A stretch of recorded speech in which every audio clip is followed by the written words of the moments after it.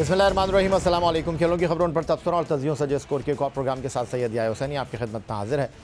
Multan test में England ने पाकिस्तान को सनसनीखेज और दिलचस्प मुकाबले के बाद 26 रन से शिकस्त देकर सीरीज़ अपने नाम कर ली। 355 रन के हदफ के ताक़ुब में पाकिस्तान टीम दूसरी इनिंग में 328 रन बनाकर आउट हुई। तीसरे दिन के अख्तिताम के बाद जब पाकिस्तान ने चौथे दिन खेल का आगाज़ किया तो वो इब्तदा ही से मुश्किलात का शिकार रहा। फ़हीम अशरफ 10 रन बनाकर पवेलियन लौटे तो उसके बाद मोहम्मद नवाज़ और सऊद शकील ने 80 रन की शराकत बनाकर टीम के लिए फ़तह की उम्मीद बढ़ा दी, लेकिन मोहम्मद नवाज़ को मार्क वुड ने विकेटों के पीछे आउट कराया और फिर सऊद शकील भी एक मुतनाज़ा कैच का शिकार होकर पवेलियन लौट गए और फिर पाकिस्तान टीम संभल ना सकी और 328 रन पर आउट होकर मैच 26 रन से हार गई। मुल्तान टेस्ट में भी पाकिस्तान को शिकस्त हो गई, लेकिन इस शिकस्त के बावजूद पाकिस्तान क्रिकेट टीम के लिए कुछ अच्छी चीज़ें भी सामने आईं। पाकिस्तान क्रिकेट टीम को अबरार अहमद की सूरत में एक मिस्ट्री लेग स्पिनर मिला जिसने डेब्यू पर 11 विकेटें लेकर रिकॉर्ड बनाया और इसके साथ पाकिस्तान टीम मिडल ऑर्डर में मुश्किलात से 2-4 थी, जिसमें सऊद शकील की सूरत में पाकिस्तान को एक मुस्तनद बैट्समैन मिल गया। इंग्लैंड के खिलाफ टेस्ट सीरीज़ में बाएं हाथ के बैट्समैन सऊद शकील पाकिस्तान के टॉप स्कोरर हैं और सीरीज़ के दूसरे कामयाब बल्लेबाज। सऊद शकील दूसरी इनिंग में बदकिस्मत रहे और 94 रन बनाकर थर्ड अंपायर की कॉल पर आउट हो गए। सऊद शकील ने 2 टेस्ट की 4 इनिंग में 67.5 की औसत से 270 रन स्कोर किए हैं, जिसमें वो 3 निफ सेंचुरियाँ भी बना चुके हैं। सऊद शकील दूसरी इनिंग में 94 रन बनाकर महबूब की गेंद पर विकेटों के पीछे ऑले पॉप के हाथों कैच आउट हुए। फील्ड अंपायर अलीम डान ने इस कैच को थर्ड अंपायर को रेफ़र किया और उससे पहले आउट का सॉफ्ट सिग्नल भी दिया। टीवी रिप्ले में गेंद के ग्राउंड पर लगने और न लगने की सूरत हाल में थर्ड अंपायर में गुम का शिकार रहे, लेकिन सॉफ्ट सिग्नल और इब्तदाई तौर पर कैच पकड़ जाने की वजह से सऊद शकील को आउट दे दिया गया। मुल्तान टेस्ट मैच का ये एक बड़ा फैसला था। सऊद शकील के आउट होते ही टीम पाकिस्तान के लिए मुश्किलात बढ़ गईं और पाकिस्तान टेस्ट मैच जीतने से दूर होता चला गया। स्टूडियो में हमें ज्वाइन कर रहे हैं गुफ्तगू करने के लिए पाकिस्तान के टेस्ट फास्ट बॉलर सिकंदर बख्श साहब। खुशामदीद कहेंगे आपको और गुफ्तगू की शुरुआत यहीं से करना चाहूँगा, सऊद शकील का आउट था या नहीं? देखिए, मैं बार बार यही कह रहा हूँ कि अगर जब मैं भी देख रहा था मुझे लगा उसने कैच उठा लिया और जितने फील्डर्स थे, अंपायर्स थे, सबको लगा तो उन्होंने शुरू में तो आउट दिया, मगर उसने रिकन्फर्म किया है अलीम दाद ने। अब रिकन्फर्म में जो है थोड़ा सा डाउट्स क्रिएट होने लगे कि उसके उंगलियां नीचे थीं या नहीं थीं। जो थर्ड अंपायर था उसको एक मजबूत और एक मतलब स्ट्रॉन्ग किस्म का फ़ैसला देना चाहिए था कि हाँ ये आउट है और उसके हाथ नीचे, मगर वो थोड़ा सा लग रहा था कि दाएं बाएं के ये वाला जूम मांग रहा था, कभी वो कह रहा था क्लोज़अप दिखाओ, तो उससे वो भी कंफ्यूज था। ऐसे मौक़ों पे मैं पहले भी कह चुका हूँ कि ये क्रिकेट की रीत है और बेनिफिट ऑफ डाउट जो हो जाता है उसमें पे एडवांटेज जो है हम उसको बैट्समैन को दे देते हैं कि चलें जी, बेनिफिट डाउट बैट्समैन को चला जाता है कि चलो जी वो पता नहीं चल रहा। तो ये एक ऐसा फ़ैसला था कि जिसमें हम कुछ कह नहीं सकते। जो नेकेड आए, अगर ये टेक्नोलॉजी नहीं होती, पुराना ज़माना होता या थोड़ा सा भी पीछे हो जाते, हम 5-6 साल पहले चले जाते, तो फिर ये तो आउट था, पकड़ लिया था। मगर यहाँ पर जो है टेक्नोलॉजी के होते हुए ये एक ऐसा सिचुएशन क्रिएट होगी जिसमें पाकिस्तान बिल्कुल नज़दीक पहुँच चुका था, तो इसलिए ये एक बड़ी सी छोटी सी एक कंट्रोवर्सी बन गई है। तो मेरे ख्याल से अब इसको हम यहाँ भूल जाएँ तो अच्छा है, अब हम आगे की तरफ देखें। लेकिन सिकंदर बख्श साहब, इसमें तो कोई दो राय नहीं है कि इस फैसले ने मैच से पाकिस्तान टीम को जीत से दूर कर दिया, ये चीज़ अपनी जगह। लेकिन ओवरऑल अगर मैं आपसे ये जानने की कोशिश करूं कि इस टेस्ट मैच में इंग्लैंड ने कामयाबी हासिल की, सीरीज़ में 2-0 की सबकत हासिल कर ली और तीसरे टेस्ट मैच से पहले ही सीरीज़ को अपने नाम कर लिया है और 1959 के बाद 63 साल में ये पहला मौका है कि हम होम ग्राउंड पर मुसलसल तीसरा टेस्ट मैच हार गए हैं और बाबर आजम की क़यादत में इस साल पाकिस्तान क्रिकेट टीम 5 टेस्ट मैचों में ये चौथी नाकामी से 2-4 हुई है। नहीं तो देखें, वो तो है। अब हम एक्चुअली हमारा जो 3 साल पहले सिस्टम बदला है पाकिस्तान का। कल मैं काउंटी क्रिकेट का ऐसे ही मेरा ख्याल आया तो मैंने काउंटी क्रिकेट को देखना शुरू किया, जहाँ से इंग्लैंड की टीम आई है। ये काउंटी क्रिकेट के सिस्टम से आई। उनकी 6-7 करोड़ की आबादी है, जो कि एज़ पर गूगल हो सकता है ज़्यादा हो, थोड़ा से कम हो, मगर मैंने जब गूगल किया था तो तकरीबन 7-7.5 करोड़ के दरमियान ऐसी कुछ है आबादी, और वहाँ पे 18 टीमें खेलती हैं। हम वो जो है 18 टीमों जो हमारी 16 टीमें थी, हमने उसको श्रिंक करके 6 टीमें कर दिया। हमारे साबिक कप्तान ने जिन्होंने आके ये सिस्टम बदला, कभी काउंटी क्रिकेट, उन्होंने सारी ज़िंदगी काउंटी क्रिकेट खेली है, वो ऑस्ट्रेलिया में 1 या 2 सीज़न खेलने गए, वो सारी ज़िंदगी उन्होंने काउंटी क्रिकेट में खेली। उन्होंने कभी नहीं कहा काउंटी क्रिकेट वालों को कि आप 6 टीमें ले आएँ, आपकी 18 टीमें बहुत ज़्यादा हैं। तो वो जो प्लेयर हैं इंग्लैंड के, वो बड़े बन कर आए, बड़े स्ट्रांगली बन कर आए। उनकी जो है, मैं ब्रुक्स का वो पढ़ रहा था कि उसको वो ख़ास तौर पे 4 दिन के मैचेस खेलता था ताकि उसको में टेम्परामेंट पैदा हो। हमारी टीम को इस वक्त जो प्रॉब्लम है कि आपके पास लड़के ही नहीं हैं। आप मुझे बताएं, शाइन अनफिट हो मैं आपसे सवाल कर रहा हूँ सिकंदर बख्श साहब, मैं यही आपको लेकर आना चाह रहा हूँ। हमारे चेयरमैन क्रिकेट बोर्ड जो है वो कह रहे हैं कि जी इंग्लैंड T20 के प्लेयर लेकर आ गया, कप्तान कह रहे हैं कि वो वनडे के प्लेयर लेकर आ गए, आप बात कर रहे हैं उनके निज़ाम की, हमारे निज़ाम की। मैं अगर आपसे सिंपल ये पूछूं कि 2 टेस्ट मैचों के बाद हमने कौन सी क्रिकेट खेली है, निज़ाम को रख दें साइड में, ये बताएं कि हमारी और उनकी क्रिकेट में, उनकी सिलेक्शन में आपका क्या जवाब होगा? नहीं, देखिए उनकी सिलेक्शन जो थी, उनके पास स्पिनर कौन सा है? लीच कोई बहुत बड़ा स्पिनर है क्या? नहीं, वो अपने उन एक्सपीरियंस फास्ट बॉलर्स के साथ जो है उन्होंने मैच। सर मैं आपसे सिंपल एक सवाल करना चाह रहा हूँ। पिंडी में वो 2 फास्ट बॉलर से जा रहे हैं, आप 3 फास्ट बॉलर से चले गए। मुल्तान में आप 3 फास्ट बॉलर से जा रहे हैं, वो 2 फास्ट बॉलर 3 से जा रहे हैं, आप 2 फास्ट बॉलर से गए। फिर दूसरा जो सबसे इंपॉर्टेंट पहलू है कि अगर यहाँ अबरार की 11 विकेटें आप निकाल कर साइड में रख दें तो फिर मुकाबला है। नहीं, देखिए वही तो मैं बोल रहा हूँ आपसे कि अभी अगर आप फंसे हुए हैं, सपोज करें इस वक्त आप 3rd मैच के लिए लड़के ढूंढना जाएँ, ख़ास तौर पे बॉलिंग अटैक, आपके पास क्या है? बॉलिंग अटैक, शाहीन नहीं है, हारिस नहीं है, 2 लड़के ये हो गए, एक हसनैन होता है, उसने सिर्फ 7 वनडे मैच 4 दिन के मैच खेले में, और उसके आपके पास बॉलिंग है कहाँ? आपके पास बॉलर ही नहीं। आप बताएं ना, सर्किट में आप एक 30 साल के लड़के को, जो कि मोहम्मद अली जिसका नाम है, उसको आपने डेब्यू करा है। 30 साल का लड़का है, फास्ट बॉलर्स होते हैं तो 22-23 साल के तगड़े लड़के होते हैं, आपके पास है ही नहीं। तो आपके पास जो सिस्टम आपने श्रिंक किया, उससे आपके पास लड़के नहीं मिल रहे। अब आप स्पिनर्स की तरफ आ जाएं, चलें जी, इब्रार आया, किसी को नहीं पता था, वो आया, उसने हलचल मचा दी, 12-13 विकेटें ले गया, वो उसने एक इशू, मतलब एक स्टार बन गया। मगर उसको सपोर्टिंग एक्ट कौन कर रहा है? आपके पास जाहिद है, ठीक है, मगर इज़ नॉट दैट ग्रेट कि आप कहें कि जी बहुत बड़ा बॉलर है। नहीं, जाहिद अभी बनेगा, अगर बनाना होगा। फिर आपके पास था नवाज। तो आपके पास बॉलिंग क्या है, ऑप्शंस क्या हैं? आपके पास रह गया, रह देकर फिर अगर यासिर शाह को बुलाएंगे आप कराची के लिए, या किसको बुलाएंगे?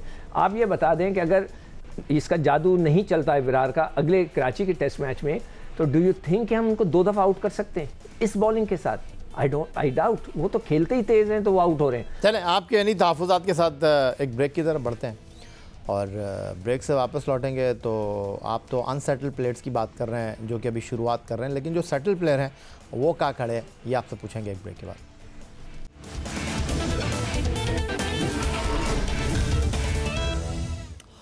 मुल्तान टेस्ट में Pakistani opener Imamul Haq hamstring problem की वजह से इनिंग का आगाज़ ना कर सके और उनकी जगह पाकिस्तान की टेस्ट क्रिकेट टीम के नायब कप्तान wicket keeper Mohammad Rizwan inning का आगाज़ करने आए। लेकिन T20 में दुनिया के number 1 batsman Mohammad Rizwan Multan test की दूसरी इनिंग में 355 रन के हदफ के ताक़ुब में 30 रन बनाकर आउट हो गए। लेकिन मोहम्मद रिजवान मुल्तान टेस्ट में ही नाकाम नहीं रहे, बल्कि आखिरी 5 मैचों में मोहम्मद रिजवान एक भी निफ सेंचुरी नहीं बना सके हैं। उनका बेहतरीन स्कोर इंग्लैंड के खिलाफ रावलपिंडी में 46 रन रहा।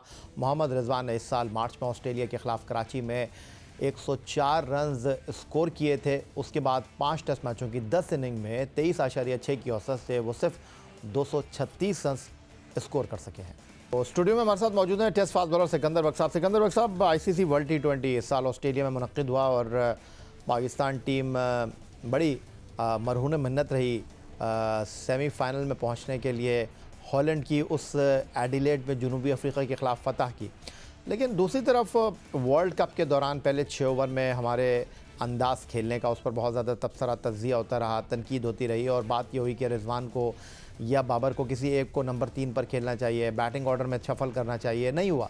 तो अब ये जो रिजवान की परफॉर्मेंस है आखिरी 5 टेस्ट मैचों में, क्या मोहम्मद रिजवान अब भी कंटिन्यू करेंगे? आपको लगता है कि कराची टेस्ट खिला देना चाहिए मोहम्मद रिजवान को, और न्यूजीलैंड के ख़िलाफ़ जो इसके फ़ौरन बाद 2 टेस्ट मैचों की सीरीज़ है वहाँ रिजवान को आराम कराना चाहिए? देखिए, हमने जितना सुना है, हम आपसे भी पूछते रहते हैं, मैं टीम के अंदर इतना झांकने का मौका नहीं मिलता, आप लोगों को ज़्यादा मिलता है। आप हुए, भट्टी साहब हुए, ये लोग जो हैं ज़्यादा इन्फॉर्मेशन निकालते हैं। तो हमने तो यही सुना हुआ है आप लोगों से सबसे कि जो टीम बनाता है वो रिजवान और बाबर बनाते हैं, ठीक है, उसका बड़ा इन्फ्लुएंस है। तो आप समझते हैं कि वो आपको इस इन्फ्लुएंस का जो है वो के वजह से वो अपने आप को ड्रॉप करेगा?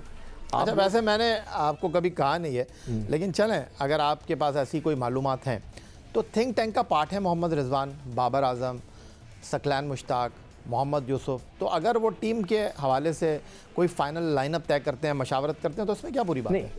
एक होता है कि एक तो थिंक टैंक होना अलग चीज़ होती है, एक किसी का इन्फ्लुएंस होना ज़्यादा इंपॉर्टेंट होता है कि एक आदमी है, उसका इन्फ्लुएंस है, वो बहुत ज़्यादा बोलता है, स्ट्रांगली बोलता है और उसकी सुनी जाती हो।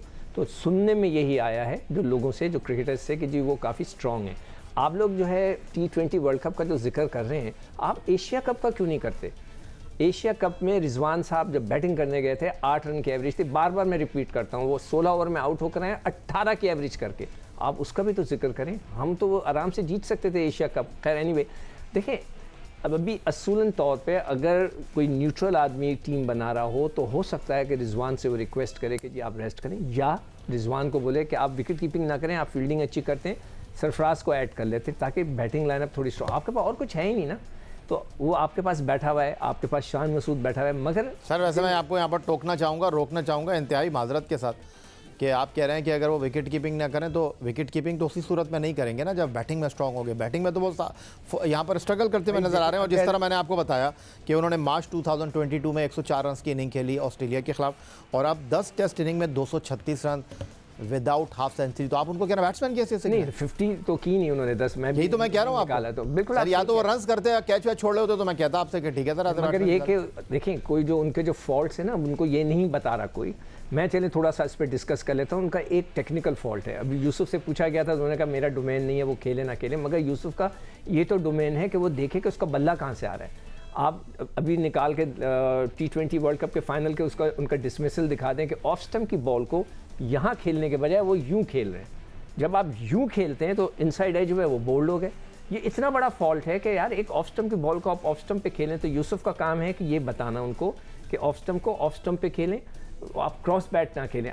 जो अभी आउट में आप उनको देख लें, उनका पाँव वहीं खड़ा हुआ तो लाइन में ही नहीं आए वो। मैं अपने प्रोड्यूसर से पूछ लेता हूँ, इस टेस्ट मैच की दोनों इनिंग में वो डिसीव हुए हैं और उनका ऑफ स्टंप पड़ा है। अगर हमारे यहाँ प्रोड्यूसर दिखा सके खास तौर पे सेकंड दोनों आउट यहाँ पर, नहीं सेकंड इनिंग दिखाएं आप। सेकंड इनिंग में जो आउट लाइन में ही नहीं, जेम्स एंडरसन के ऊपर।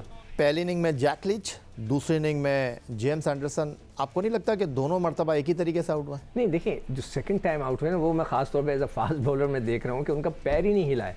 जिस पैर को सामने आना चाहिए वो पैर ही नहीं हिला। और ये तो 123 से 127 पे बॉल डाल रहे हैं। हाँ, और उनका जो पिछला पैर है वो पहले आगे आ गया और फिर उसके बाद वो आगे बढ़े। तो इसका मतलब है उनका एक बहुत बड़ा ये फॉल्ट है ऑफ स्टंप के गेंद का, और ये यूसुफ को सही करना चाहिए। ये बहुत मतलब है कि अब लोगों ने उनको देख लिया है। अब सारी टीमें उनको ऑफ स्टंप पे अटैक करती हैं। उनको जो T20 में यहाँ से लपेट के उन्होंने रन्स किए, नंबर 1 हो गए, वो बिल्कुल ठीक है, उन्होंने किए, वेरी वेल डन। मगर अब वो पकड़े गए ऑफ स्टंप के ऊपर, तो उनके ये फॉल्टी है, उनको अपने आप को जाके सही करना है। मगर सही कहाँ करेंगे? आपके पास डोमेस्टिक क्रिकेट नहीं हो रही, आपके पास वनडे चल रही है, 4 दिन की तो क्रिकेट ही नहीं हो रही। 4 दिन की जो क्रिकेट है वो असल क्रिकेट है सर, आपको दोबारा उसको। अच्छा, ये तनकीद नहीं है सिकंदर बख्श साहब, मैं बात आपसे ये करना चाह रहा हूँ कि आप अगर कोई फैसला करते हैं तो सबके लिए फिर वही फैसला होना चाहिए। और हमारे टेस्ट टीम के फॉर्मर कैप्टन हैं अजहर अली साहब, 96 टेस्ट मैच वो पाकिस्तान के लिए खेले हैं, 178 इनिंग में 7079 रन, 7,097 रन उन्होंने किए हैं और 42.49 उनके रन बनाने की औसत है। 19 सेंचुरियाँ, 35 निफ सेंचुरी उन्होंने की हैं। और इस साल मार्च में पिंडी में ऑस्ट्रेलिया के ख़िलाफ़ पहली इनिंग में उन्होंने 185 रन स्कोर किए थे, और उसके बाद उन्होंने एक निफ सेंचुरी के साथ 8 इनिंग में 191 रन स्कोर किए हैं। हमने इस साल जुलाई में गोल में उनको पहले टेस्ट मैच में बाहर बैठा दिया, फिर उसके बाद हमने उनको इस दूसरे टेस्ट मैच में बाहर बैठा दिया। तो अगर आप इतनी परफॉर्मेंस करने के बावजूद इतने पाकिस्तान के टॉप बैट्समैनों में शामिल अजहर अली को ड्रॉप कर सकते हैं, तो वाई नॉट रिजवान? देखिए, ये वही तो मैं आपसे पूछा था कि फ़ैसले कौन करता है। अगर आप अजहर अली को, मैं कहता हूँ चलें जी वो 37 साल के 38 साल के हो गए हैं, उनसे रन्स नहीं हो रहे, आपने बिठाए बिल्कुल सही, तो फिर इनको भी बिठाएं। रिजवान को, इनसे रन्स नहीं हो रहे, टेस्ट क्रिकेट में रन्स नहीं हो रहे, तो बिल्कुल उनको बिठाएं। अगर आपके पास शान मसूद बैठा है उसको खिलाएं, वो इनफॉर्म है, अभी काउंटीज़ में रन्स करके आए, आप उसको क्यों नहीं खिलाते? आप उसको नहीं खिला रहे। तो जब तक आप सिलेक्शन का मेयार को एक जैसा नहीं रखेंगे तो हमेशा से दबल रहा है। तो जब तक हम जो है आगे नहीं बढ़ सकते। अब ये देखना है कि कराची में क्या होता है, that will be very interesting. ठीक है, सिकंदर बख्श साहब हमारे साथ मौजूद हैं। मोहम्मद रिजवान इस वक्त पाकिस्तान के तीनों फॉर्मेट्स में बतौर विकेट कीपर बैट्समैन पहली चॉइस हैं, जबकि साबिक कप्तान सरफराज अहमद को बैकअप ऑप्शन के तौर पर स्क्वाड का हिस्सा बनाया गया है। लेकिन मोहम्मद रिजवान की टेस्ट सीरीज़ में मुसलसल ख़राब परफॉर्मेंस ने फैंस को बहुत मायूस किया है। फैंस का कहना है कि कराची टेस्ट में मोहम्मद रिजवान की जगह सरफराज अहमद को मौका देना चाहिए। फैंस ने मोहम्मद रिजवान के मुसलसल नाकाम होने पर समाजी राब्तों की वेबसाइट ट्विटर पर अपने रद्द-ए-अमल का इजहार किया है। एक सारिफ ने कहा कि सरफराज रिजवान से कहीं बेहतर हैं, तो दूसरे का मानना है कि सरफराज टेस्ट स्क्वाड में शामिल होने के लिए रिजवान से ज़्यादा हकदार हैं। एक क्रिकेट शायक ने लिखा कि हम सब रिजवान और सरफराज से मोहब्बत करते हैं। अगर रिजवान दबाव की वजह से मुसलसल नाकाम हो रहे हैं तो उन्हें आराम क्यों नहीं दिया जाता? शायद वो मुसलसल मैच खेलकर थक गए हैं। एक सारिफ ने पीसीबी को मुखातिब करते हुए कहा, हर साल जब कोयटा ग्लैडिएटर सरफराज को पिक करती है तो पाकिस्तान क्रिकेट बोर्ड सरफराज को पिक कर लेते हैं पानी पिलाने के लिए। इससे बेहतर है कि सरफराज अहमद को स्क्वाड में शामिल ही ना किया करें, कम से कम उसे लीग क्रिकेट तो खेलने दें। सिकंदर बख्श साहब वो कहते हैं कि ज़बान क़ल्ब को नक़ारा खुदा जानो। देखिए, वो जो एक ने जो अच्छी बात कही है कि देखें, अगर वो इतने लंबे अरसे से, जब से सरफराज निकले हैं 2019 से शायद ना या 17 से, जब से वो फारिग हुए हैं, उन्होंने बहुत कम मैच खेले। मैं उस दिन डेटा निकाला हुआ है मैंने कि 2-3 मैच खेले T20 वगैरह के। तो इतनी देर से रिजवान खेलते हुए आ रहे हैं। अगर वो थक गए, बिल्कुल वो सही कह रहा है, अगर वो कंटिन्यूस क्रिकेट खेलने के बाद थोड़ा सा उनके परफॉर्मेंस में फ़र्क आ रहा है, वो नहीं कर पा रहे हैं, तो देयर इज़ नो हार्म कि आप उनको रेस्ट दे दें। आपको अगर वो सरफराज करता है तो वेरी वेल डन, पाकिस्तान के लिए है, और पाकिस्तान की टीम है ना, किसी के घर की टीम नहीं है। फिर न्यूजीलैंड के लिए हमने आगे बढ़ना है। तो अगर सरफराज नहीं करता कराची टेस्ट मैच में, तो फिर आप सोचें कि दोबारा आप सरफराज उसको, रिजवान को बुला सकते हैं, आप उसको भेजें जाके कहीं क्रिकेट खेले ताकि उसकी फॉर्म वापस आए। मगर आप ऐसा नहीं करेंगे, आप देख लीजिएगा, नहीं करेंगे। बहुत शुक्रिया सिकंदर बख्श साहब, आपका हमारे साथ मौजूद थे टेस्ट फास्ट बॉलर सिकंदर बख्श। पाकिस्तान और इंग्लैंड की क्रिकेट टीमों के दरमियान 3 टेस्ट मैचों की सीरीज़ कराची में तीसरा और आखिरी टेस्ट मैच, लेकिन इससे पहले ही इंग्लैंड की सीरीज़ ने सीरीज़ को 2-0 से अपने नाम कर लिया है। और तीसरा और आखिरी test match national stadium Karachi में। और पाकिस्तान क्रिकेट बोर्ड की सिलेक्शन कमेटी के सरबरा मोहम्मद वसीम का कहना है कि मुमकिन है कि हम दूसरे फास्ट बॉलर को देखें, क्योंकि हारिस हो सकता है कि तीसरे टेस्ट मैच के लिए दस्तियाब हों, शाहीन शाह अफरीदी दस्तियाब नहीं है। साथ साथ उन्होंने ये भी कहा कि कराची टेस्ट के दौरान न्यूजीलैंड के खिलाफ टेस्ट सीरीज़ के लिए टीम का अनाउंसमेंट किया जाएगा। यही आज का हमारा प्रोग्राम था। ट्विटर पर आप मुझे फॉलो कर सकते हैं, आप ईमेल कर सकते हैं score@jio.tv पर अपनी राय से आगाह कर सकते हैं। दुआ से उम्मीद इस तवक्को के साथ कि पाकिस्तान में खेल और खिलाड़ी तरक्की करते हैं। सैयद याहिया हुसैनी को स्कोर की पूरी टीम के साथ अगले प्रोग्राम तक के लिए इजाज़त दीजिए। अल्लाह हाफ़िज़।